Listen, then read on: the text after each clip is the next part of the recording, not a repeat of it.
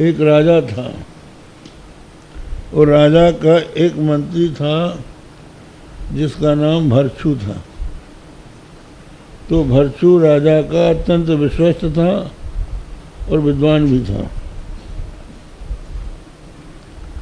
तो उससे दूसरे मंत्री जलते थे।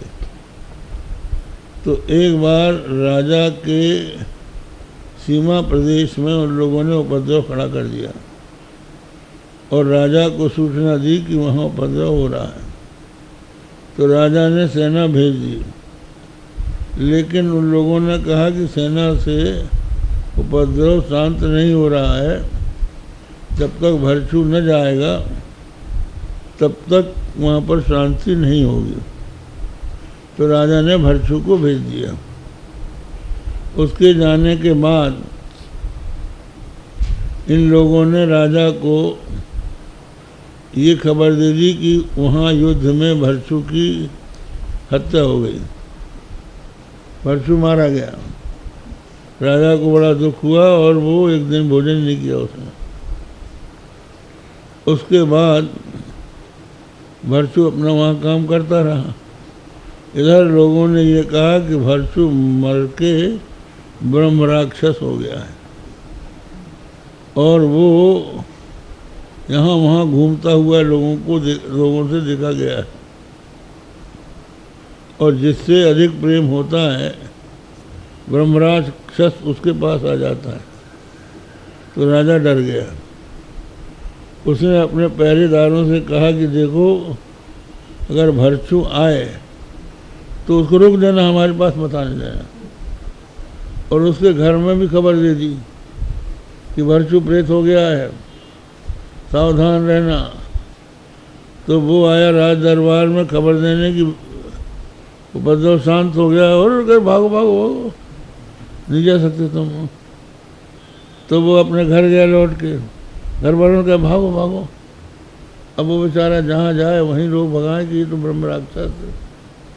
ऐसा फैला दिया लोगों ने। अंत तो गत्वा उसने ये सोचा कि राजा से एक बार भेंट हो जाए तो हम सब बता दें। तो राजा घूमने के लिए हाथी से जा रहा था, उसको पता लग गया। तो एक मकान की छत में वो बैठ गया, बैठा रहा। जैसे राजा का हाथी उस मकान के सामने आया और भरचू खड़ा हुआ, और जो भरचू को देखा उसने भागो, ब्रह्म राक्षस दिख रहा है। वो भागा वहाँ से। अब बेचारा भूखा प्यासा क्या करता, तो उसको वैराग्य हो गया। वैराग्य हो गया, वो जंगल में चला गया। जंगल में जाके भजन करने लगा, तपस्या करने लगा। एक बार वो राजा आखेट खेलते खेलते अपनी सेना से बिछुड़कर भरचू की कुटी के सामने आया। भरचू ने राजा को पहचान लिया, लेकिन राजा ने भरचू को नहीं पहचाना। उसने उसका अच्छी तरह से स्वागत किया, अपने यहाँ बैठा रहा। रात्रि को निवास हुआ। रात्रि में उनको खिला पिला के बैठा रहा, सत्संग होने लगा। फिर राजनीति की चर्चा होने लगी। राजनीति की चर्चा करते करते भरचू ने कहा कि राजन, कभी कभी बड़े षड्यंत्र राजाओं के यहाँ होते हैं। जीवित व्यक्ति को भी लोग मृतक घोषित कर देते हैं और ये कह देते हैं कि वो ब्रह्म राक्षस हो गया। कहा महाराज, हमारे यहाँ भी एक भरचू नाम का मंत्री था, वो ब्रह्म राक्षस हो गया है। कहीं वो तो नहीं है जीवित?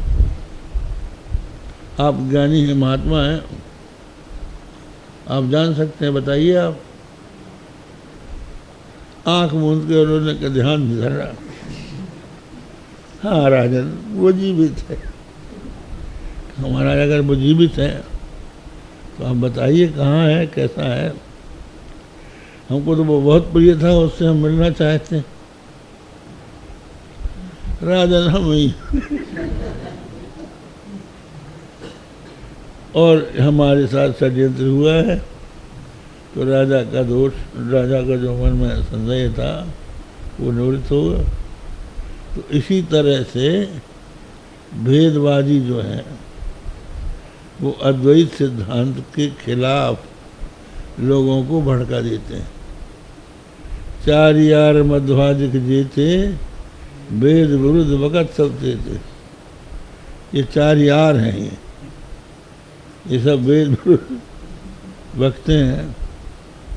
तो वो ये सिखा देते हैं कि ये जो वेदांती हैं ये खुद ही को ब्रह्म मानते हैं, ये नास्तिक हैं, ये है वो है, दुनिया भर की लोगों के मन में बिठा देते हैं। परिणाम ये होता है कि लोगों को सुन के ही घबराहट होने लगती, जबकि वेदांत में शरीर को ब्रह्म नहीं माना गया है।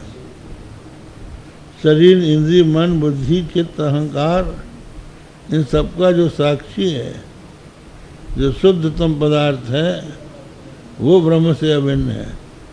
शरीर थोड़ी ब्रह्म बताया गया, लेकिन वो लोग कहते हैं कि नहीं, ये तो अपने को कह रहा है, खुद ही ब्रह्म बन रहे हैं ये लोग। तो ये उल्टी शिक्षा दे देने से, उनके द्वारा भ्रांत हो जाने पर, यद्यपि महावाक्य उसने सुना और महावाक्य के अर्थ का उसको ज्ञान भी हो गया, पद पदार्थ का ज्ञान है, पद पदार्थ का ज्ञान जिसको होगा कि भाई इस पद का ये अर्थ है, तो